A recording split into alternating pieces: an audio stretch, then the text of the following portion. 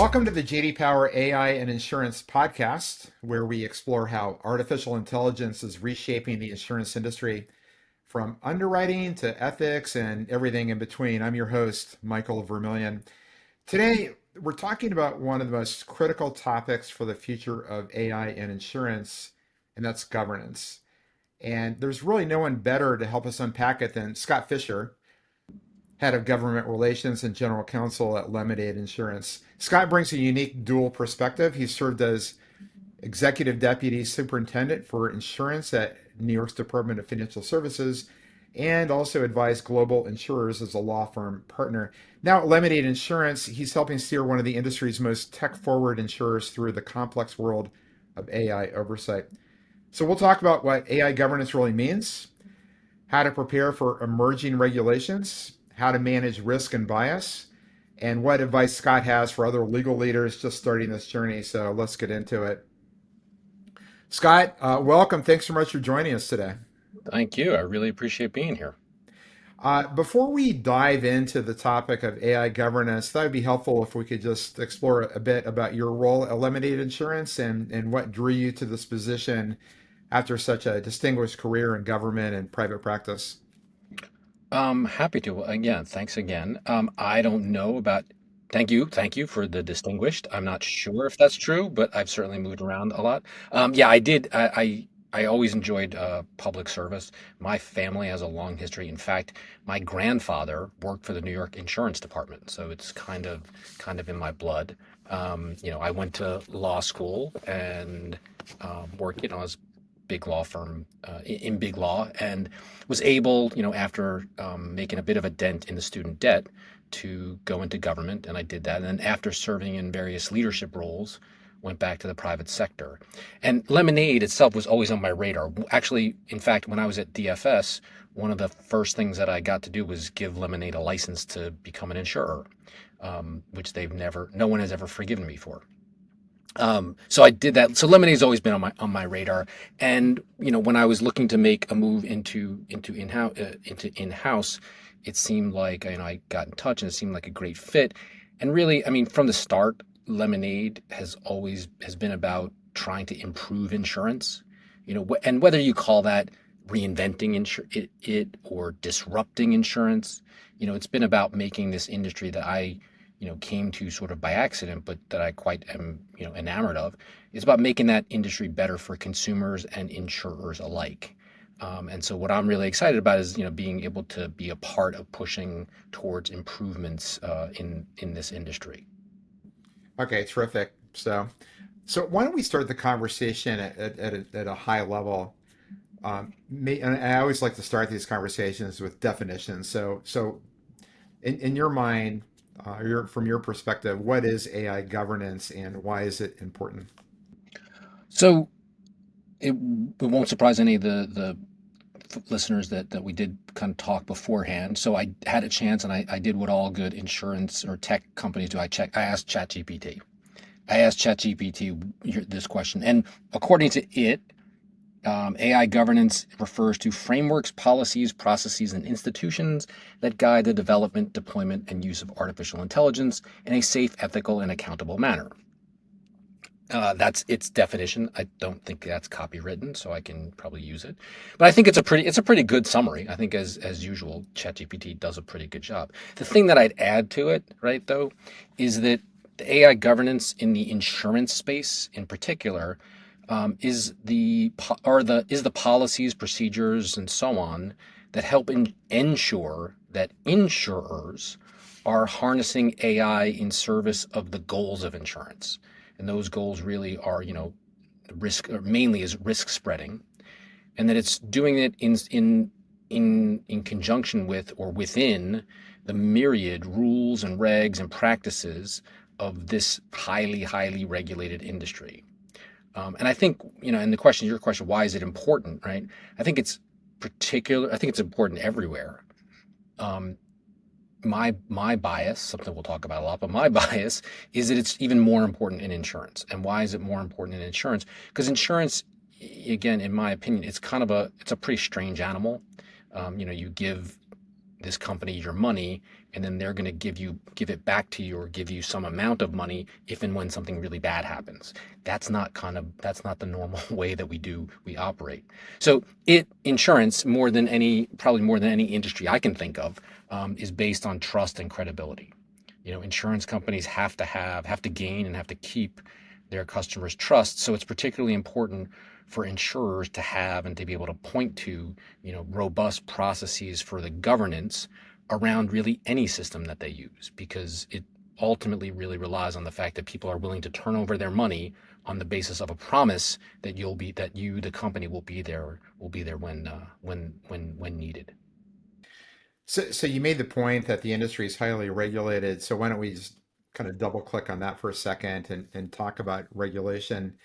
From a legal perspective, what are the most pressing regulatory issues around AI for insurers today? And particularly in areas like, I don't know, pricing, claims, and customer service automation.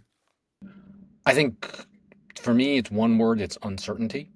Um, the most, we have um, there for insurers, for the companies in the industry, we have a really difficult time trying to address the high. There's a high degree of concern about AI and the use of AI, but a low degree of actual problems or guidance that can be pointed to about how we should conduct ourselves. So that, I think, is the biggest difficulty or the biggest pressing issue around AI for insurers today. I mean, I think the concern, just to dive in a little bit more, right, is the pressing concern from the regulatory side is the fear, or at least in my appreciation of it, is the fear that AI is going to somehow allow insurers to violate the rules. When we talk about violating the rules, I'm really talking lots of different areas, but mainly about rules relating to unfairly discriminatory actions, right? Now, all regulators understand that insurance requires discrimination, meaning, in the sense of, a newer car has more safety features than an older one. And so one may be more safe than the other. However, you're also going to have to factor in the fact that a newer car costs more to fix than an older car. So that's the kind of discrimination, that fair discrimination, that exists in insurance.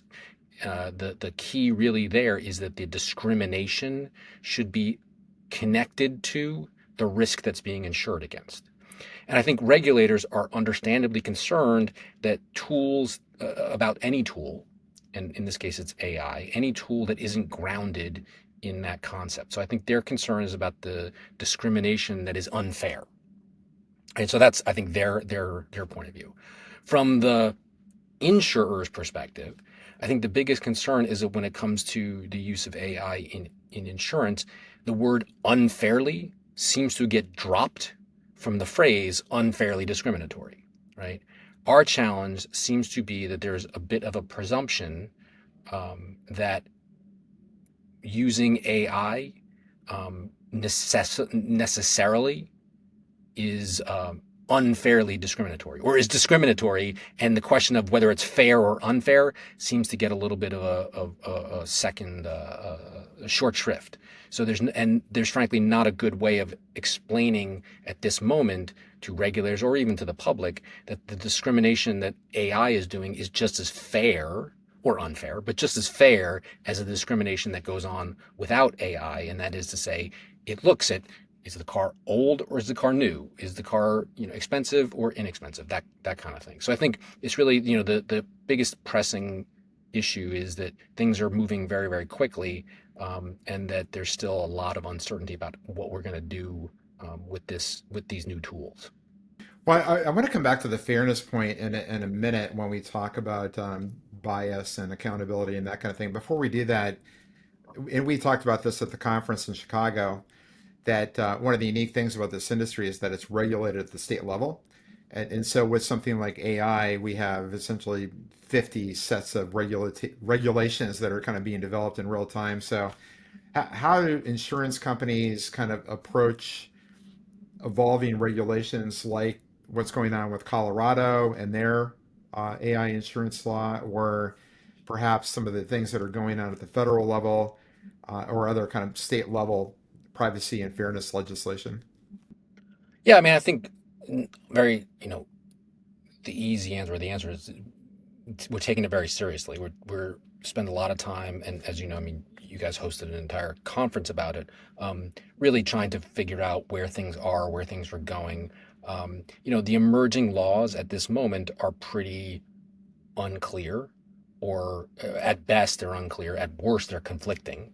And we haven't seen too much in the way of conflict, but I suppose when you have 50, 50, 51, 56 different jurisdictions, you can get some conflict. So I think, how are we dealing with it? I think by and large, at least certainly for Lemonade and some other companies about that I know about, we are decided that, in the absence of clarity, I think what we have to do is we have to take what are the existing rules. So again, going back to like fair and unfair discrimination, or existing rules about how you handle claims, and all these very lengthy and prescriptive rules. We take those and try to think about what it is that the regulators are concerned about, or the legislators are concerned about, and really then decide, look, we can't wait around for perfect clarity. I mean, some folks, I suppose, are, but certainly we at Lemonade are not, and lots of other companies aren't as well. Taking on and deciding, look, we know what the rules are. We understand, or we think we understand, what the regulators and legislators' concerns are, and so we're going to go ahead and develop our governance processes with that in mind. And so you've seen, I think, a positive for the listeners. They may or may not be aware, right? There's this organization called the NAIC, National Association of Insurance Commissioners. That's sort of a standard setting body. And they came out with a model bulletin about AI governance. And I think, while people have lots of different views on it, I think we could kind of all agree that it was high level enough that it gave some sort of direction, which I think was a positive. And then we're all sort of working on how we're going to, mix and match, or how we're going to best, deal with the guidance that's in there. So I think the answer to your question is we're approaching it very carefully and seriously, and in the absence of a lot of real prescription, we're sort of developing our own tools and our own systems on our own, with the idea that we're going to make a good faith effort, and as long as we do so, we're expecting that our regulators and our legislators will appreciate the good faith effort that we made, given the lack of a clarity on the issue. Okay, great. So that's kind of the context, right? The environment we're operating in.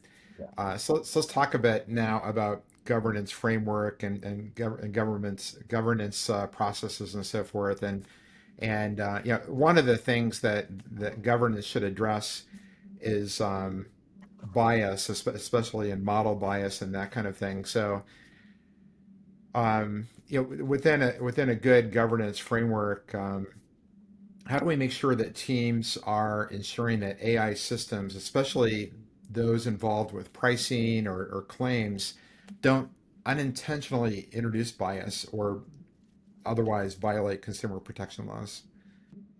Yeah, well, I think first and foremost, we follow the law as it exists. So the current laws out there are not AI specific, right? There's nothing that says, if it says that the consumer protection law requires that you respond to a claim within 30 days, I'm, paraphrasing something. Whether you're using AI or not using AI, you got to respond in 30 days.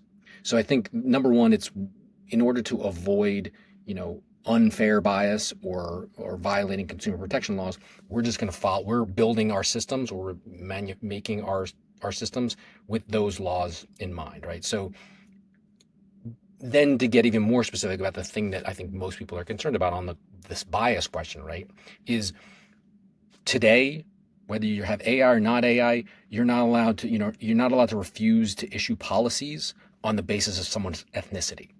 So we don't do that. Whether there's AI or not AI, we don't do that. We're not allowed to price risk based on someone's sexuality, right? I don't know how you would do that, but let's say that you could. We certainly aren't going to do that.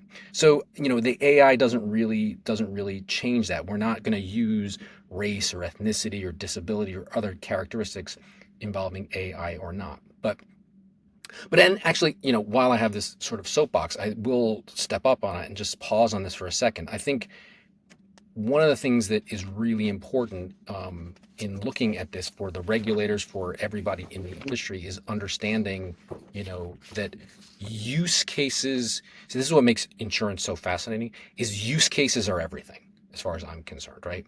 So we all talk about we think we know what bias is, and we think we understand that it's we understand that it's bad, but not always. And what do I mean when I say that, right? So no one in the US is allowed to discriminate on the basis of sex in all manners of, public accommodation, right? And sorry for sounding like a lawyer. That's, you're not allowed to refuse to serve women because they're women. That if you have you have a restaurant. However, all life insurers are allowed to use sex in their rate making. And I don't think anybody has an issue with that. It's a fact that maybe some people do, but I think by and large, it's a fact that women on average live longer than men. And so they're allowed to use sex in their rate making. For, no one, we're not allowed to use in the United States age as a factor in employment, right? That's perfectly understandable. It makes a lot of sense. However, again, I don't think people will get very upset by the fact that most auto insurance companies are going to charge a 21-year-old man more for auto insurance than his twin sister, right? So I think the fact, before we talk about are we introducing bias, or is there more discrimination in AI, I think we need to be clear, like, bias and discrimination is built into the insurance system. That's what it's there to do. Now, and again, it can't be unfair. How is it unfair? Well, if it has nothing to do with the with the risk that's being insured, then it can seem to be unfair. So getting off my soapbox a little bit, we don't use AI or no AI. We don't use variables. We don't use features. We don't use things that are impermissible. And then what we do, the same way that insurance companies do without AI, or have been doing for a long time, is we're going to focus on the outcomes. Are claims being paid timely across the board? What do audit results show? Is there equality of sorry?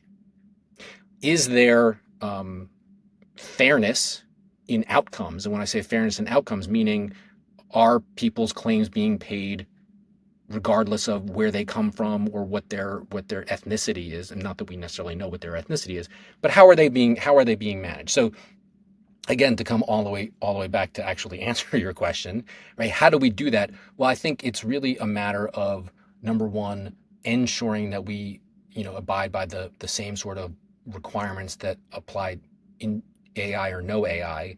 And then I think the point for us, and I think for everybody, is going to be, and certainly the Colorado law makes this point, is there's got to be some sort of assessment at the end of the day on how'd you do.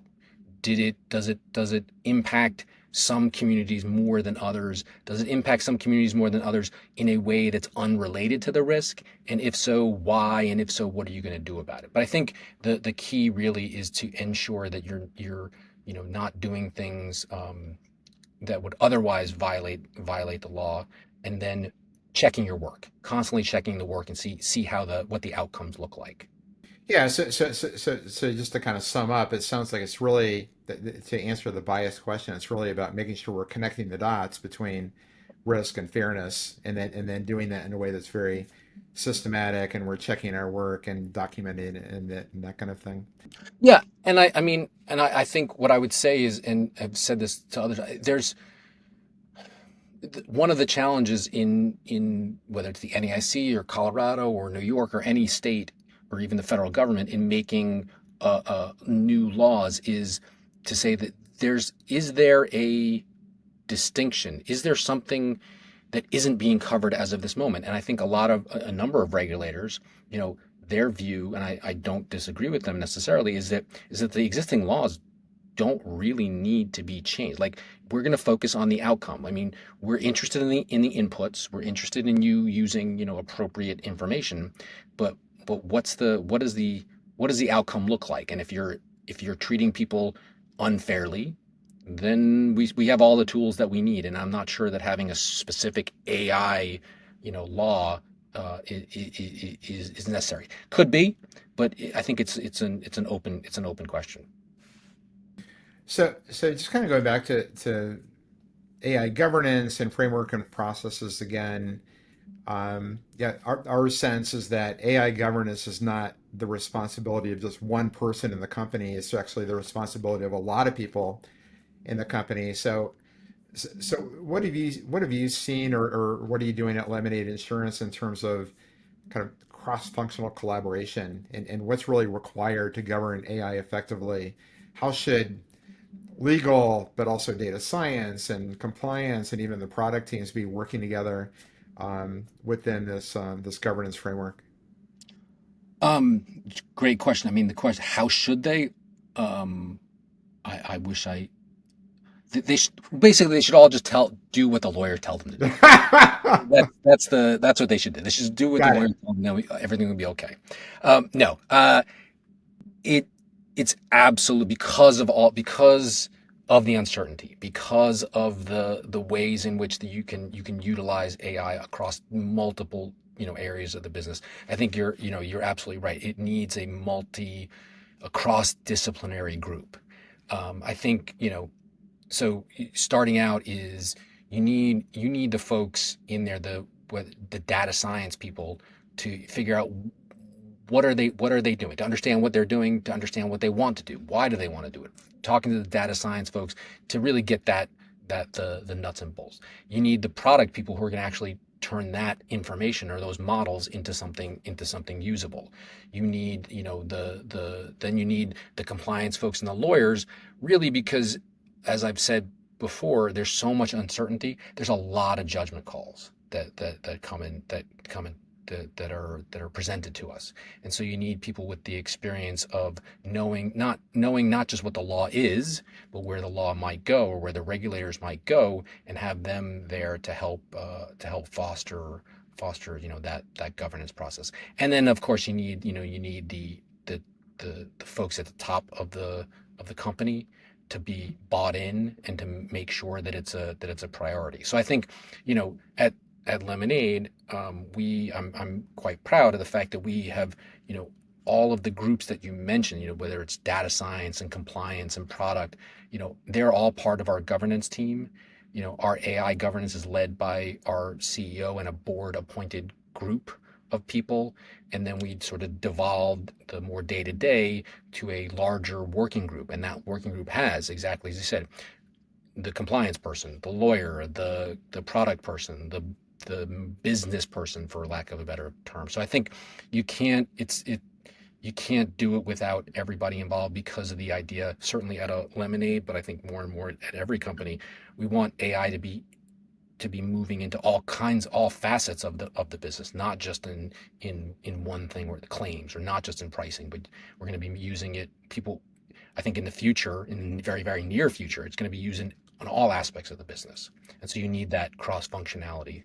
Um, Yeah, so just to kind of build on that point about the future and looking ahead, um, AI is moving really fast, and it's really kind of getting a toehold in a lot of different aspects of our operations across the company. I was on a call with a bunch of CMOs this morning, and one of the CMOs shared what she's doing with her organization. This is a company outside of the insurance industry, and it was just absolutely fascinating how much, number one, automation, but pushing that down across in her inside of her organization, and really kind of enabling the people in her team to do way better work, much faster paced, and do things that they hadn't done before, all kind of enabled by AI. But bringing that back to governance, then how does governance keep up? So how should governance be evolving as AI becomes more embedded in core business functions within insurance? so I think, yeah, I mean, it's a little bit. you know, we're all making it up as we go along a little bit, which is, for me, I think that's a lot of fun. It creates a lot of challenges and it makes a lot of judgment calls. But we're all making it up as we go along. So I think as far as evolution goes, I think it evolves kind of in the way that everything evolves, that is by adaptation, right? So it is not perfect. What we have done is far from perfect. And quite frankly, even in the 2 years that we've really stood up our governance process, it's changed continuously. Just we find things that aren't working well or could work better, um, more efficiencies, things. So it's a constant. It's constantly evolving because not just because AI is constantly evolving, but also because the intersection of what you can use it for and the expectations is always evolving. So I think, how does it evolve? It evolves by adapting, by being flexible. I mean, I would, if you don't mind, I'd even change your question a little bit, right? And focus a little bit on the question of how to embed governance into the development and use of AI, right? And so in that respect, I think, that's a that's probably I'm tempted to say how do you embed it in there? By brute force, right? And when I say that, I'm kidding, but it's like any governance process. Look, I'm certainly very aware as a lawyer and working closely with the compliance folks. We're not always the most popular people at a business, right? But everyone recognizes how. I hope everyone recognizes how necessary we are. So how do you embed that into the mindset? Data scientists are way smarter than I am, um, but I also know that I'm probably better about checking my work or showing my work than data scientists are. And so it's about, getting developing a governance process that takes into account what it is that they do, takes into account how they do it, and takes into account, what it is that we need from them at the end of the day. And then like any other, governance process, whether it was, you know, the first time that an Excel spreadsheet got used, or anytime you really have to reach out to the people that are going to be impacted and try to take on board their concerns and their questions and see how you can reconcile the needs of external stakeholders with the needs of those internal stakeholders. So you have to try to design systems that you know aren't going to make their lives much more difficult, because we're all the same. We're going to try, take the path of least resistance if it's open to us. So you don't want to push them towards, finding, shortcuts around it. You want to make it as seamless a process as possible. And then always really, particularly with AI, trying to automate that stuff as well, right? You have a governance process that says we're very much, we do a lot with model cards when we're making models. And, those could be very time consuming, but there are lots of ways in which you can automate that stuff as well. And so then it becomes a lot less burdensome for the folks on the ground, to do that work and make it into something that is more usable for folks like me, who then have to explain it to third parties who are not data scientists. So I think that's the evolution is continuous. And I think, but I think the bigger challenge and the more useful the more useful outcome is figuring out how to make it embedded into the system so that everyone's on board with it, and you can have a process at the end that is what you thought it would be going into it. Yeah, I like that framing of embedding governance into your functions as they evolve. It reminds me of or parallels back to kind of the early days of quality, where the idea was to build quality into your processes so that they would be in the products as they were being assembled, as opposed to building the product, sending it to the end of the assembly line, and then trying to fit quality in after the fact. Oh Um, yeah, it's, absolutely. You trying to figure out at the end of the day if everything is working right is always the hardest thing to do, because then, I mean, then the pressure's on to then the pressure's really on to not find things. Then the pressure's on to to you've raised the stakes enormously at the point of testing, rather than if you're testing or you're working on it all along the way. at the end of the day, you should have no theoretically, you shouldn't have any issues. And if you test something, it shouldn't be problematic. And that's how you can increase the speed to market in something like that. A little bit of time investment up front yields a lot better results at the end. So we'd like to wrap up these conversations with a bit of advice. So if you could offer one piece of advice to another general counsel who is perhaps a little bit further up, back up the road in terms of building an AI governance program in insurance, what would it be? Um, so I was just thinking of it. There's this story that I think like John Paul Getty. He said, "How do you make a lot of money?" He said, get up early, work really hard, and strike oil. So we were really extraordinarily lucky. We had worked with an AI ethicist. So there was a woman that we had engaged who's at Google, working at Google now, and she was very, very helpful in trying to frame this all for us. So Oh, that's interesting. How did you find her?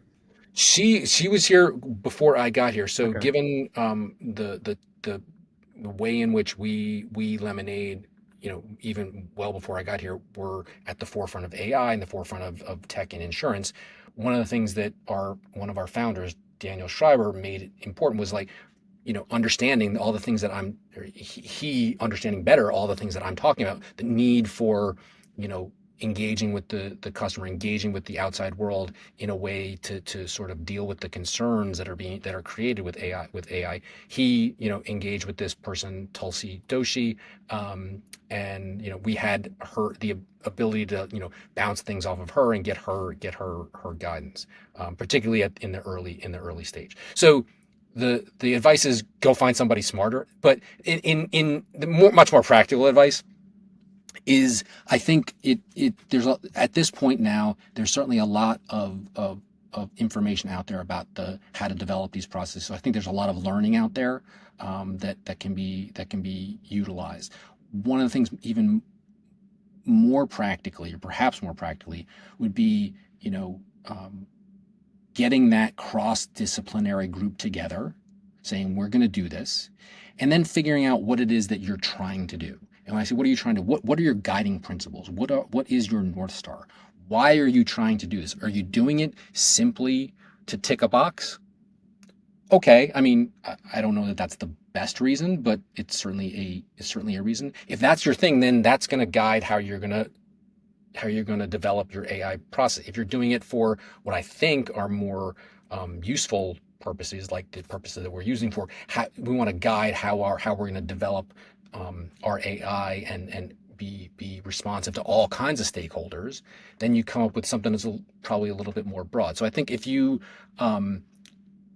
get that group together, figure out why you're trying to do this, what your North Star is, what your goals are, that's probably very helpful in then developing those practices and procedures that can guide how you're going to develop AI and how you're going to implement it. And then, I would say that I think, at the end of the day, if you are, just starting out in this process, I think you're lucky in some ways that there is a lot of learning out there, so you can leverage that. But I think you ought to you ought to get involved right now, because my suspicion would be 5 years from now. My hope, honestly, is that if you don't use AI for certain things, if you don't have AI, checking some work, being able to be deployed to, assess your claims handling practices, I think, contrary to where we are today, I think 5 years from now, that's going to be, for lack of a better term, malpractice. It's going to be more expected. In fact, this is my hope, is that there's going to be a higher degree of expectation of using AI to check your work, to do certain things than there is today. So I think, if you're just starting out in this, there's a very, very good reason to do it, to get involved, to start pushing on this, to pushing your business leaders that this is something that we need to do, because I suspect, in my humble opinion, it's going to be a requirement in the next 5 to 10 years, rather than something that is optional or concerned, or people think something that people have concerns about as of today. Yeah, it's a really good way to think about it. So, Scott, really, thank you so much for joining us today. It was a great conversation. Thank you. I really appreciate it. It was really enjoyable. Okay. So that was a powerful and practical conversation with Scott Fischer on what it takes to govern AI responsibly in insurance. As we heard, good governance isn't just a compliance exercise, it's a strategic imperative that requires coordination across legal, product, data science, and the business teams. Scott reminded us that while regulations are evolving, the time to act is now. And building a strong AI governance framework is key to protecting consumers, maintaining trust, and enabling innovation. If you found this episode helpful, be sure to follow or subscribe to the JD Power AI and Insurance podcast wherever you get your podcasts, and share it with your colleagues on legal, compliance, and tech. I'm Michael Vermillion, and we'll see you next time.